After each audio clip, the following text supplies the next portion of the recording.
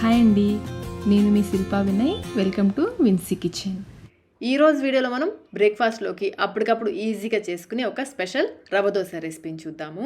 అసలు ఈ రవ్వ దోశ టేస్ట్ ఉంటుందండి, అద్దరిపోతుంది. అంతే క్రిస్పీగా చాలా అంటే చాలా టేస్టీగా ఉంటుంది. మీకు బయట రెస్టారెంట్స్లో కూడా ఇంత టేస్టీ రవ్వ దోశ దొరకదండి, అంత టేస్టీగా ఉంటుంది ఈ రవ్వ దోశ. చూస్తున్నారు కదా ఎంత క్రిస్పీగా ఉందో. మరి ఇంకెందుకు ఆలస్యం, ఈ టేస్టీ ఇంకా క్రిస్పీ మిల్లెట్ కాజు రవ్వ దోశ ఎలా వేసుకోవాలో చూద్దాము. అలాగే టేస్టీ చట్నీ రెసిపీని కూడా చూద్దాము. ఇంకెందుకు ఆలస్యం, ప్రాసెస్లోకి వెళ్ళిపోదాం రండి. ముందుగా ఒక పెద్ద గిన్నె తీసుకుని దీంట్లో 1 కప్పు జొన్నపిండి, 1 కప్పు రాగి పిండి, అన్నీ కూడా ఒకే గిన్నె కానీ గ్లాస్ కానీ ఏదైనా కానీ అన్నీ ఒకే దాంతో తీసుకోండి. అలాగే 1 కప్పు వచ్చేసి సూజీ, బొంబాయి రవ్వ అంటారు కదా, ఉప్మా రవ్వ వేసుకోవాలి. ఒక పెద్ద క్యారెట్ని పెద్ద రంధ్రాలు ఉంటుంది కదా దాంతో తురుముకొని వేసుకోవాలి. అలాగే పెద్దవి 2 పచ్చిమిర్చిని బాగా సన్నగా తరిగి వేసుకోవాలి. ఇంకా సన్నగా తరిగిన కరివేపాకు, సన్నగా తరిగిన కొత్తిమీర అయితే కొంచెం ఎక్కువ వేసుకోండి, బాగుంటుంది. ఇవన్నీ కూడా పిండిలో బాగా కలిసేలాగా చేత్తో కొంచెం రబ్ చేస్తున్నట్లుగా కలుపుకోవాలి. ఇలా ముందు ఇవి వేసి కలిపేసుకుంటే నీళ్లు పోసి కలిపినప్పుడు పిండి ఉండకట్టకుండా ఉంటుంది. అలాగే ఫ్లేవర్ కూడా రవ్వ దోశ చాలా బాగుంటుంది. ఇలా కలిపేసుకుని ఇందులో 1 టీ స్పూన్ నిండుగా జీలకర్ర, అలాగే రుచికి సరిపడా సాల్ట్, నేనైతే 1/2 టీ స్పూన్ సాల్ట్ వేస్తున్నాను.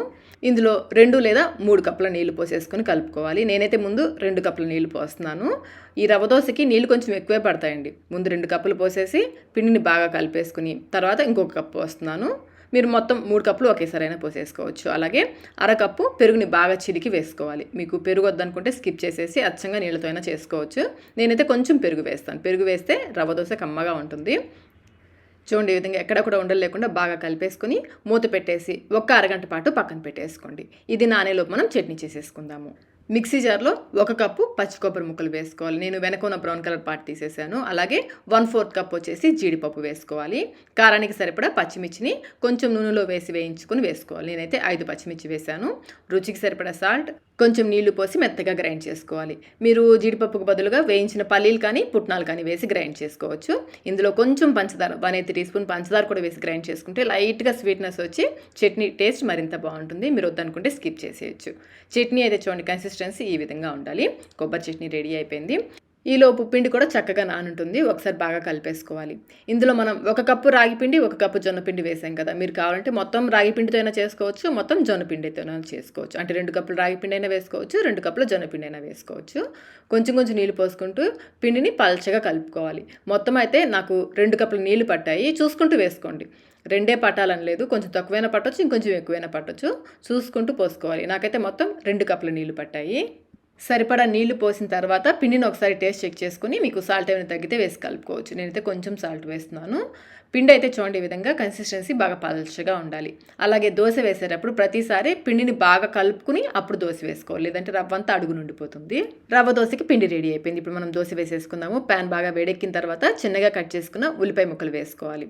ఈ ఉల్లిపాయ ముక్కలు పిండిలో వేసే కంటే కూడా ఇలా ప్యాన్ పైన వేసుకుంటే ప్రతి దోశకి కూడా ఉల్లిపాయలు వస్తాయండి. లేదంటే ముందు వేసిన దోశలకి ఉల్లిపాయలు వచ్చేస్తాయి, లాస్ట్లో ఉండే దోశలకి ఉల్లిపాయలు రావన్నమాట. అందుకని ప్యాన్ పైన వేసుకుంటే ప్రతి దోశకి మీకు ఉల్లిపాయ వస్తుంది.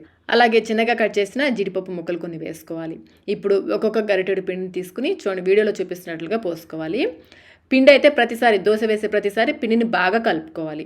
పిండి చిక్కగా ఉందనుకోండి, దోశ బాగా లావుగా వచ్చేస్తుంది. ఒకవేళ మీకు పిండి చిక్కగా ఉంది అనిపిస్తే మరి కొంచెం నీళ్ళు పోసి కలిపేసుకోండి. ఇలా దోశ వేసేసుకొని పైనుంచి కొంచెం నూనె కానీ నెయ్యి కానీ వేసేసుకొని లో మీడియం ఫ్లేమ్లో కాలనివ్వాలి. ఈ దోశ నిదానంగా కాలితేనే బాగా క్రిస్పీగా వస్తుంది. అంచులు బాగా బ్రౌన్ కలర్ వచ్చేంత వరకు కాలనిచ్చేసి చూడండి, కాలిన తర్వాత మీకు ప్యాన్ నుంచి సపరేట్ అయిపోతుంది దోశ. ఈ విధంగా కాలిన తర్వాత నిదానంగా రెండో వైపు తిప్పేసుకోవాలి. ఇటువైపు కూడా కొంచెం సేపు కాలనివ్వాలి. దోశ, ఈ రవ్వ దోశ అయితే లో మీడియం ఫ్లేమ్లో కాలితేనే మీకు బాగా క్రిస్పీగా వస్తుంది. ఇలా 2 వైపులో బాగా కాలనిచ్చేసి తీసేసుకోవడమే. చూడండి ఎంత క్రిస్పీగా వచ్చింది కదా దోశ. అంతేనండి, మిల్లెట్ కాజు రవ్వ దోశ అయితే రెడీ అయిపోయింది. ఇదే విధంగా మిగిలిన దోశలన్నీ వేసుకోవాలి. మనం చేసిన కొబ్బరి చట్నీతో సర్వ్ చేసుకొని తింటుంటే రుచి అయితే అద్దరిపోతుందండి. చూస్తున్నారు కదా ఎంత క్రిస్పీగా ఉందో. అలాగే మనం ఇందులో జీడిపప్పు కూడా వేసాం కదా, ఆ మధ్యలో జీడిపప్పులు తగులుతూ ఈ కొబ్బరి చట్నీతో అద్దుకొని తింటుంటే రుచి అయితే అద్భుతంగా ఉంటుందండి. మరి ఇంకెందుకు ఆలస్యం, ఈ స్పెషల్ మిల్లెట్ కాజు రవ్వ దోశ రెసిపీని మీరు కూడా ఇంట్లో ఒకసారి తప్పకుండా ట్రై చేయండి. ట్రై చేసి మీకు టేస్ట్ ఎలా అనిపించిందో మాకు కమెంట్ రూపంలో తెలియచేయండి. వీడియో నచ్చినట్లయితే లైక్ చేయండి, మీ ఫ్రెండ్స్కి, ఫ్యామిలీ మెంబర్స్కి షేర్ చేయండి. ఇలాంటి మరిన్ని రెసిపీస్ కోసం మన ఛానల్ని సబ్స్క్రైబ్ కూడా చేసుకోండి. Thank you.